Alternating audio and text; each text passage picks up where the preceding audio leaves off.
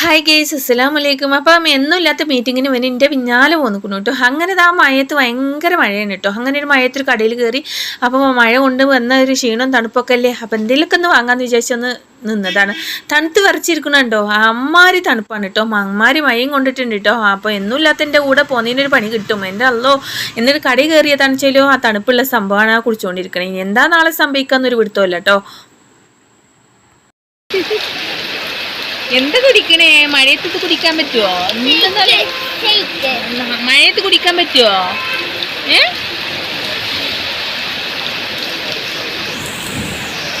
അപ്പൊ നല്ല ഇടിയും മഴയാണ് പാലക്കാട് മണ്ണാർക്കാട്.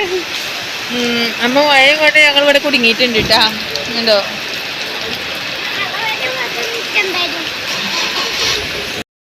അങ്ങനെ അതാ കുറേ നേരം ഞാൻ കാത്തിരുന്നു കേട്ടോ. മഴ തോരട്ടെ മഴ ഒട്ടൊന്നും ഒരു കുറവില്ല കേട്ടോ. അങ്ങനെ ഫോൺ ഉള്ളിലും വെച്ച് ഞാനങ്ങനെ വണ്ടി സ്റ്റാർട്ടാക്കി നേരെ വീട്ടിലോട്ട് വന്നു. വീട്ടിൽ ചെന്നതും നേരെ കുക്കറിലോട്ട് നോക്കിട്ടോ.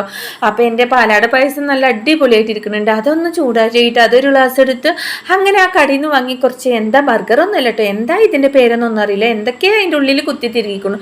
അതും കൂടി ഒരു കഴിച്ചു. അങ്ങനെ പായസം കുടിച്ചു. പായസത്തിൻ്റെ വീഡിയോ സ്കിപ്പ് ചെയ്യാതെ കാണട്ടോ, ലോങ് വീഡിയോ ഉണ്ട്.